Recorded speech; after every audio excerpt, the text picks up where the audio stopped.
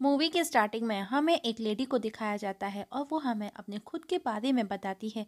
जब वो 15 साल की थी, उसका नाम जैन था, जो कि एक्ट्रेस का रियल नेम है। मतलब कि इस मूवी में उसका कोई नाम नहीं है और इस जगह स्टोरी फ्लैशबैक में जाती है। जैन घर से दूर बोर्डिंग हाउस में पढ़ती थी। वेकेशन पर वो अपने घर आई। जैन की फैमिली में उसकी सिंगल मदर और दो भाई होते हैं। मदर बच्चों को पढ़ा करके घर का खर्चा बेयर करती थी, जबकि उसका बड़ा भाई पेरे आवारा और निकम्मा होता है। इवन वो घर से पैसे चुरा करके अय्याशी करता है। वहीं छोटा भाई उसका अपोजिट था, पर फिर भी जैन की मदर सबसे ज्यादा उसी बड़े बेटे पेरे से प्यार करती है, जो कि जैन को बिल्कुल भी अच्छा नहीं लगता। जल्दी ही वेकेशन खत्म हुई और जैन स्कूल के लिए लौटी। वो ऑन द वे ही थी तो टोनी नाम का लड़का उससे बात करता है, जो कि रिच फैमिली को बिलोंग करता था, जो कि पेरिस से स्टडी करके लौटा था। लेकिन जैन को टोनी में जरा सा भी इंटरेस्ट नहीं था। टोनी जैन से उम्र में भी काफी बड़ा लग रहा था। टोनी ने जैन को उसके स्कूल तक छोड़ने के लिए ऑफर किया, क्योंकि उसका घर वहीं आसपास ही था। जैन भी मान जाती है। टोनी ने उसकी उम्र पूछी तो जैन ने उसे झूठ बोला कि वो 17 साल की है, जबकि वो 15 साल की थी और टोनी 35 साल का था। बातों बातों में टोनी उसके नजदीक आने की कोशिश करता है। इवन वो उसे टच भी करता है। जैन भी उसे कुछ नहीं कहती। उसे भी टोनी का पास आना अच्छा लगा। हॉस्टल में जेनी अपनी दोस्त के साथ में टोनी की सारी बातें शेयर करती है। नेक्स्ट डे जेन जब स्कूल जाती है तो उसे टोनी की गाड़ी अपने हॉस्टल के बाहर खड़ी नजर आई। टोनी गाड़ी के अंदर ही बैठा उसे देख रहा था। दरअसल टोनी जेन की तरफ अट्रैक्ट हो रहा था, तो वो उससे मिलने आया था। जेन उसकी गाड़ी के पास आई और विंडो ग्लासेस पर किस कर वहां से चली जाती है। टोनी भी ये सब देख रहा था, पर वो कुछ बोल ना पाया। क्लासेस खत्म होने के बाद में जेन वापस से टोनी को ढूंढने लगी, पर वो उसे कहीं नजर नहीं आया। कुछ देर बाद जब वो अपनी दोस्त को डांस सिखा रही होती है, तो उसने देखा टोनी उसके हॉस्टल के बाहर गाड़ी लेकर के खड़ा हुआ है। जेन फौरन टोनी के पास पहुंची। टोनी भी उसे देख करके खुश था। वो उसे एक रूम पर लेकर के आया, जो उसके फादर का था, जहाँ पर उसके खुद के फादर कभी कभी लड़कियों के साथ आया करते थे। मतलब कि वो उनका खानदानी शौक था। पर टोनी जेन के नजदीक आने से डरता है, क्योंकि जेन अंडर एज थी। टोनी 35 साल का था, जबकि जेन सिर्फ और सिर्फ 15 साल की थी। हालांकि जेन ने टोनी को खुद को 17 साल का बताया था, तो वो 17 के अकॉर्डिंग भी अंडर एज थी। तो टोनी उसे वापस से उसके होटल छोड़ने का बोला, पर कहीं ना कहीं जेन भी सब समझ रही थी कि आगे क्या होने वाला है, तो वो हर चीज के लिए रेडी थी। तो वो खुद से टोनी के करीब आई। ये देख करके टोनी को भी समझ आ गया कि जेन क्या चाहती है, और वो दोनों इंटीमेट हो जाते हैं। टोनी को भी जेन की फैमिली की कंडीशन के बारे में कुछ कुछ उसके ड्राइवर ने बताया था। मतलब कि उसे कुछ पता था कि उसकी फैमिली किस तरह की है। इवन उसकी मदर टीचिंग करके घर चलाती है। जेन भी अब उसे अपने घर की कंडीशन के बारे में बताती है। तो टोनी को लगा जेन उसके पास में पैसों के लिए आई है, और कहीं ना कहीं यही सच्चाई थी। वो दोनों वापस से इंटीमेट हुए। इसके बाद में टोनी जेन के साथ में एक रेस्टोरेंट में लेकर के पहुंचा, जहाँ पर वो दोनों खाना खाते हुए बातें करते हैं। जेन ने कहा, अगर मेरी मदर या बड़े भाई ने तुम्हारे साथ मुझे यहाँ देख लिया तो वो तुम्हें मार देंगे, क्योंकि वो एक चाइनामैन है। तब टोनी ने कहा कि वो भी उसके साथ में शादी नहीं कर सकता, क्योंकि उसकी फैमिली भी उसे परमिशन नहीं देगी। जिस पर जेन हंसते हुए बोली, ये तो हम दोनों के लिए ही अच्छा है। और जब टोनी रेस्टोरेंट का बिल पे करता है, तो वो नोटिस करता है कि जेन की नज़र उसके पैसों पर ही थी। पर रात को जब जेन हॉस्टल में अपने बेड पर होती है, तो वो काफ़ी अपसेट थी। मतलब कि कहीं ना कहीं उसके दिल में टोनी के लिए प्यार था, इसीलिए वो उसकी शादी की बात को लेकर के अपसेट थी। अब जेन हर रोज टोनी से मिलने आती थी। मतलब कि जेन टोनी का ये सिलसिला हर रोज चलने लगा था। जेन हर रोज टोनी से मिलने उसके रूम पर जाती थी, जहाँ पर वो दोनों इंटीमेट होते थे। ये सारी बातें जेन अपनी फ्रेंड के साथ में शेयर करती थी। कहीं ना कहीं जेन टोनी के प्यार में थी, पर टोनी सिर्फ मजे कर रहा था। जिस रूम में पहले कभी उसके फादर अय्याशी किया करते थे, एक दिन टोनी जेन को उसके घर ड्रॉप करता है। उसकी मदर ये सब देख लेती है।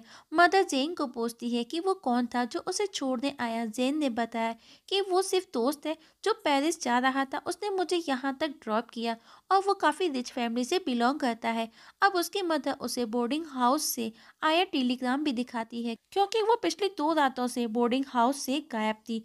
जिस पर जेन ने कहा वो अपने दोस्त के घर गई थी, पर उसका बड़ा भाई उसे बहुत गलत बोला। लेकिन फिर भी जेन उन्हें सच्चाई नहीं बताती और अपनी मदर को बोली, अगर मुझ पर ट्रस्ट नहीं तो मेरा बोर्डिंग हाउस बंद करा दीजिए।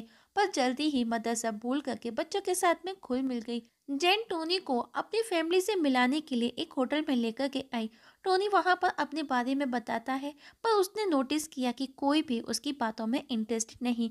किसी ने एक भी सिंगल वर्ड तक नहीं बोला, यहाँ तक कि खुद जेन ने भी नहीं।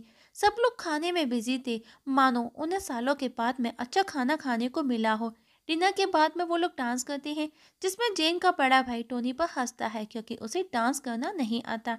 टोनी और उसके भाई के बीच में छोटी सी नोकझोंक हो गई। अब टोनी बैठ करके उनका डांस देखता है, जहां पर जैन की मदर भी उसके पास बैठी रोते हुए टोनी से उस सब के लिए माफी मांगती है और बोलती है कि शायद उसकी परवरिश में कमी रह गई। वहीं टोनी देखता है कि जैन की फैमिली कितनी अजीब है, किस तरह जैन अपने छोटे भाई के साथ में डांस कर रही थी, जो कि काफी वियर्ड था। वहीं उसका बड़ा भाई एक लेडी के साथ में बहुत ही गलत हरकतें कर रहा था। इसके बाद में टोनी जेन को उसी रूम पर लेकर के आया जहां पर वो अक्सर मिला करते थे। वो उसे पहले स्लैप करता है और उसके साथ में इंटीमेट होता है। आज टोनी को जेन पर गुस्सा था। जेन ने कहा, तुम इसके लिए कितना पे कर सकते हो? टोनी ने पूछा, तुमको कितना चाहिए? जेन ने कहा, मेरी मदर को 500 पियास्टर की जरूरत है। टोनी भी उसे पैसे दे देता है। दरअसल अब बस दोनों की जरूरतें पूरी हो रही थी। नेक्स्ट डे ही जेन की मदर वो पैसे लेने के लिए बोर्डिंग हाउस आई और हेड मिस्ट्रेस से जेन को लेकर के बात करती है कि अगर वो रात को नहीं आती तो टेंशन ना करें, उन्हें अपनी बेटी पर यकीन है। जेन की ये बातें पूरे स्कूल में पता चल चुकी थी कि उसका किसी के साथ में अफेयर चल रहा है, जिसकी वजह से उसे कोई भी बात तक करना पसंद नहीं करता था। ये सारी बातें वो टोनी के साथ भी शेयर करती है, पर उसे भी कोई फर्क नहीं पड़ता। जेन आगे की पढ़ाई के लिए फ्रांस जाने को थी। टोनी को भी अच्छा नहीं लगता, मतलब कि टोनी भी अब जैन के प्यार में था। वो उसे अपने मदर की आखिरी निशानी उसकी रिंग गिफ्ट करता है, जो कि डायमंड की थी। एक दिन टोनी अपने फादर से अब जैन से शादी करने की बात करता है, पर उसके फादर उस पर गुस्सा करते हुए बोले उसे शादी करने से अच्छा वो उसे मरा हुआ देखना पसंद करेंगे। टोनी जेन के साथ में ये सारी बातें शेयर करता है कि उसने अपनी शादी की बात अपने फादर से की, पर वो उसकी शादी किसी चाइनीज लड़की से ही कराएंगे। जेन ने पूछा कि वो क्या चाहता है। टोनी ने कहा, उसके चाहने न चाहने से कुछ भी नहीं हो सकता, क्योंकि अगर वो फादर के अगेंस्ट शादी करता है तो वो उसे प्रॉपर्टी से भी अलग कर देंगे। उसकी बातें सुनकर के जेन ने कहा, हाँ वो तो सही है, मेरे मन में भी तुम्हारे लिए कोई खास प्यार नहीं है। और इस जगह दोनों ही काफी अपसेट नजर आ रहे होते हैं। नेक्स्ट सीन में जेन जेनी के साथ में उसी रूम में होती है जहां पर टोनी ने बताया जल्दी ही उसकी शादी किसी चाइनीज लड़की से होने वाली है। जेन ने पूछा, क्या वो खूबसूरत है? टोनी ने कहा, वो रिच है।